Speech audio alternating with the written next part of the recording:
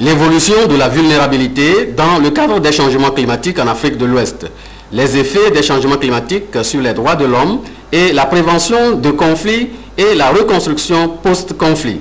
C'est sur ces trois thèmes qu'ont planché une centaine d'experts à la conférence régionale sur les défis de la protection liés au changement climatique. Le changement climatique a un impact particulier sur les droits de l'homme en raison de l'appauvrissement que cela entraîne, mais également en raison des conséquences que le changement climatique a sur la santé des populations et sur des atteintes graves aux droits de l'homme, comme les atteintes au droit à la vie.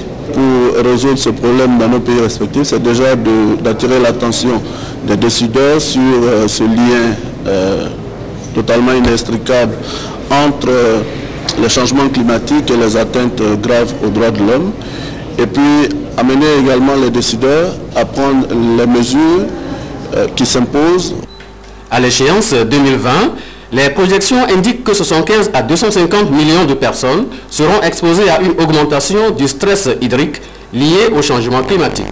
Une menace qui risque de compromettre dangereusement les efforts des gouvernants en matière de protection de l'environnement et des droits humains.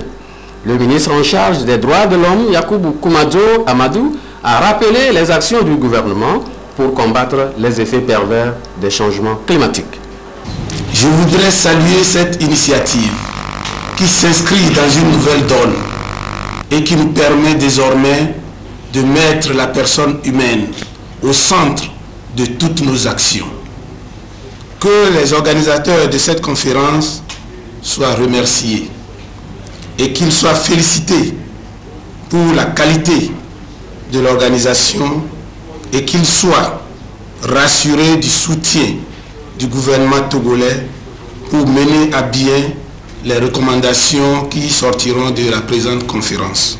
Je voudrais enfin réitérer et réaffirmer la position du gouvernement togolais à œuvrer inlassablement pour une avancée continue et notable des droits de l'homme dans notre pays.